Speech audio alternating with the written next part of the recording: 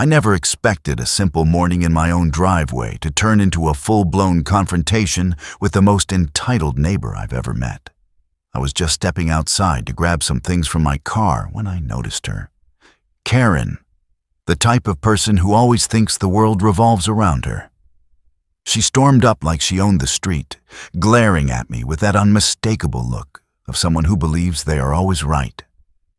The moment she approached, I could feel the tension in the air, the kind of tension that makes you realize this isn't going to be a casual conversation. Before I even had a chance to say anything, she started yelling, demanding that I move my car and accusing me of blocking traffic, even though my vehicle was clearly within my own driveway and not obstructing anyone. Her voice was loud enough to catch the attention of neighbors who began peeking from their windows, curious about the chaos unfolding right outside their doors. I took a deep breath, reminding myself to stay calm, because engaging angrily would only escalate the situation. I explained that this was my property, my driveway, and that I had every right to park there. But she wasn't having any of it. She waved her phone in the air, threatening to call the police, insisting that I should be arrested for something I hadn't done. Her entitlement practically radiating from every word. While she muttered threats and ranted about violations and public hazards, I stayed composed, knowing that remaining calm was my only real defense. She then dialed 911 right there, speaking loudly into her phone, making sure everyone around could hear how outraged she was, exaggerating the situation as if I were committing a serious crime.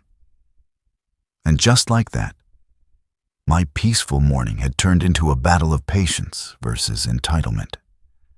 Every word she shouted, every exaggerated accusation she made, only fueled the anticipation of what was coming next.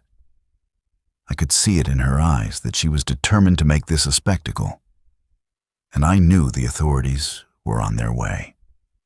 Yet, I stayed where I was, standing firm, prepared to face whatever absurdity was about to unfold, fully aware that this was only the beginning of a story I would never forget.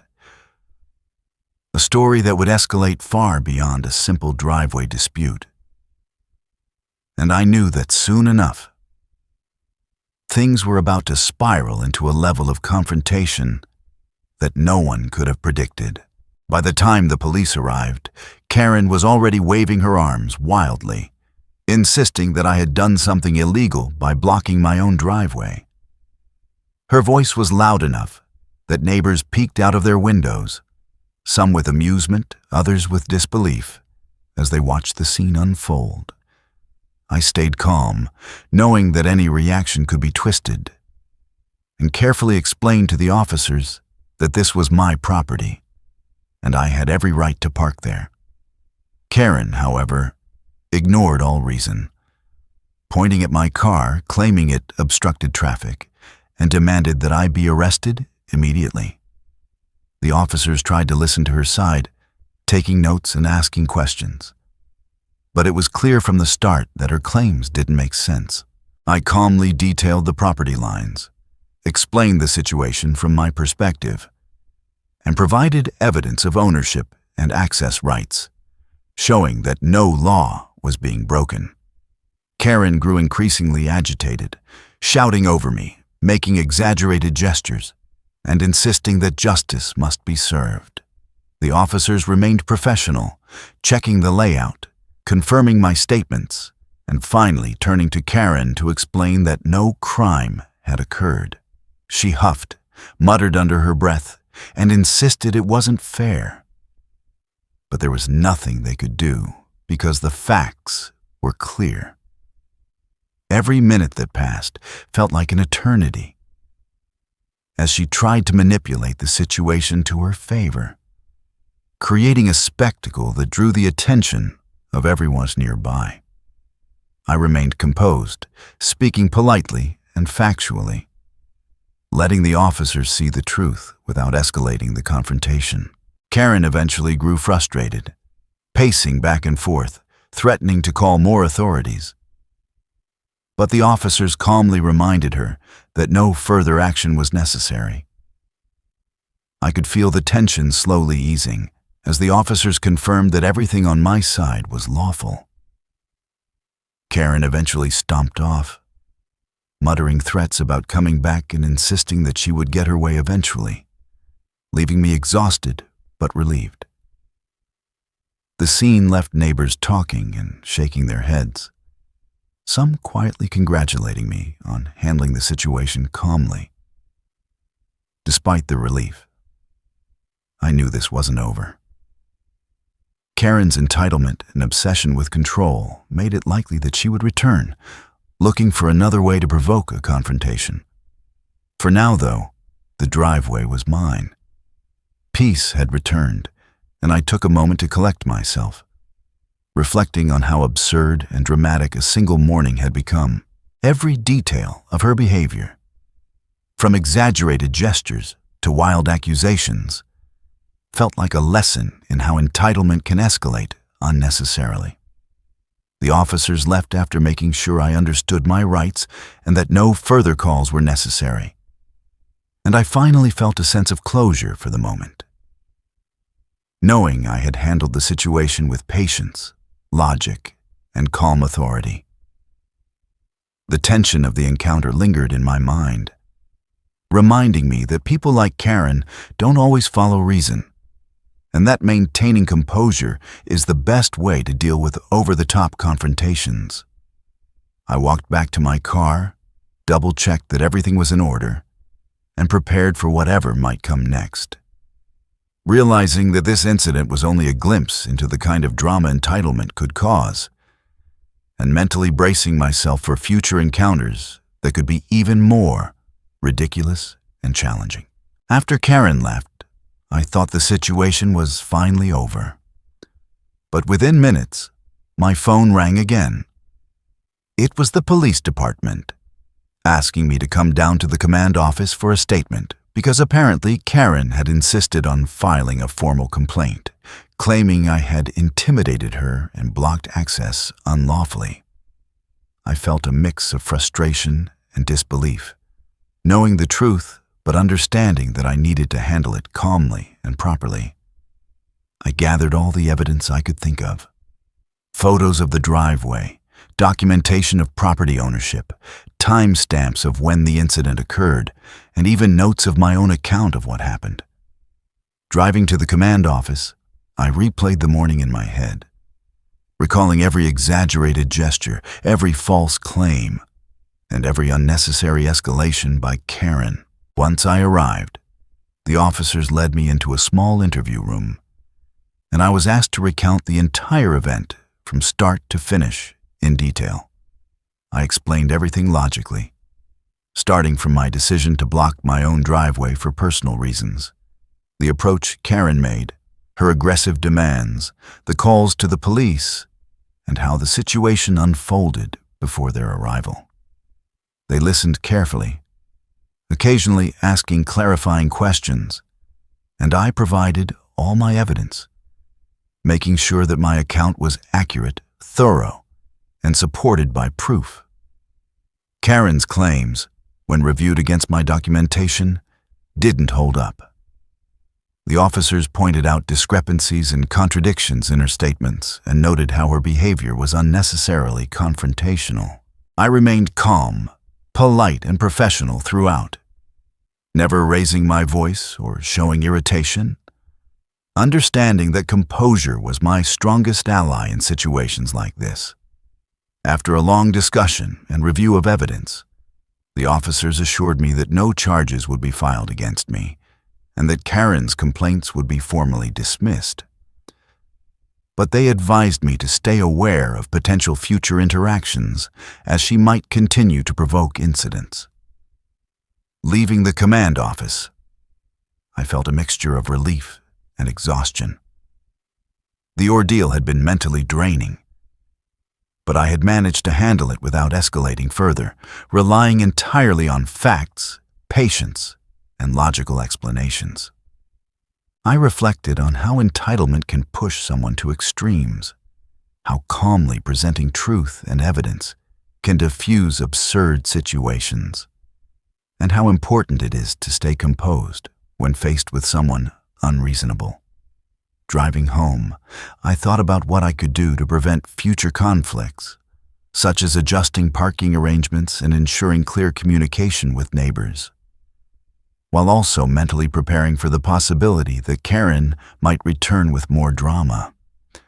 This experience reinforced my understanding that some people will test limits relentlessly, and that staying grounded, rational, and prepared is the best way to navigate encounters that seem unfair or ridiculous.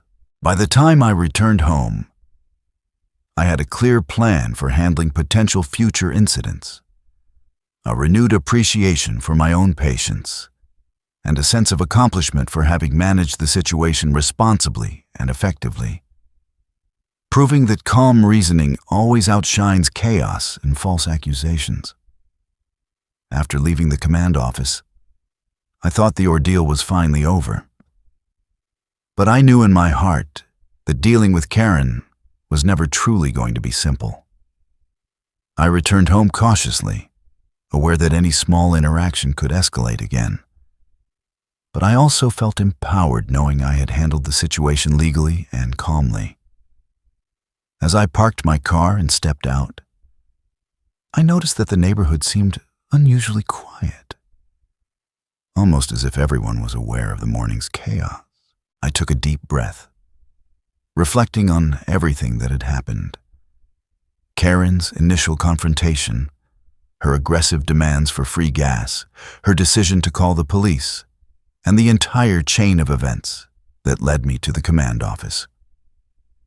I realized that my patience, calm reasoning, and preparation had not only protected me legally, but had also prevented the situation from spiraling into something more dangerous or confrontational. Over the next few days, I took extra precautions.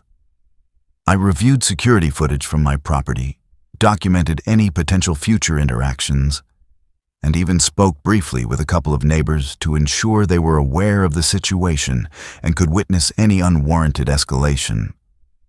I also researched local laws regarding property disputes, harassment, and confrontation to make sure I was fully prepared if Karen or anyone like her tried to cause trouble again. Despite the stress, I felt a sense of pride and control. The experience had taught me the importance of staying calm under pressure, documenting every interaction, and understanding my rights clearly. Unexpectedly, a few neighbors approached me to share their own experiences with Karen, confirming that this was not an isolated incident, and that dealing with people like her required a firm but rational approach. I realized that my experience could serve as an example of how to handle entitlement, confrontation, and false accusations without compromising your own integrity or safety. Later that week, Karen returned, attempting a smaller confrontation. But this time, I was ready. I calmly documented the interaction, avoided any arguments, and simply walked away, leaving her frustrated and without any leverage. The sense of relief I felt knowing that I could now handle her behavior without being manipulated was immense. Over time, I also implemented proactive measures around my property, clearly marking boundaries, installing better signage, and creating a more secure environment that left no room for misunderstandings or false claims. Reflecting on the entire situation, I realized how entitlement, lack of empathy, and an unwillingness to accept personal limits can escalate simple matters into absurd confrontations. But I also recognized that with preparation, calmness, and a clear understanding of rights and responsibilities, such conflicts could be managed effectively. By the end of it all, I felt empowered, wiser, and more confident in handling challenging people and situations. I had not only protected myself legally, but also mentally strengthened my ability to remain composed under stress. The ordeal with Karen became a lesson in patience, preparation, and personal boundaries. It highlighted how entitlement and confrontation can appear unexpectedly, and how staying rational, documenting events, and involving authorities properly when necessary is always the best course of action. Looking back, I realized that while some encounters will always test your patience, your response defines the outcome. By maintaining composure, staying informed, and handling the situation strategically, I had turned what could have been a chaotic, stressful ordeal into an experience of personal growth, resilience, and empowerment. This final chapter reinforced that knowledge, preparation, and calm reasoning are far more powerful than anger, entitlement, or false accusations, and that anyone can navigate even the most challenging interpersonal conflicts successfully if they remain steady, logical, and proactive. After all the confrontations and careful handling of Karen, life began to return to a sense of normalcy. But the experience had left a permanent impression on me. I realized that dealing with difficult people isn't just about legal rights or rules. It's about mindset, patience, and emotional control. Every interaction with Karen had taught me to anticipate possible escalation points, and I found myself instinctively assessing situations before responding, ensuring that nothing would spiral unnecessarily.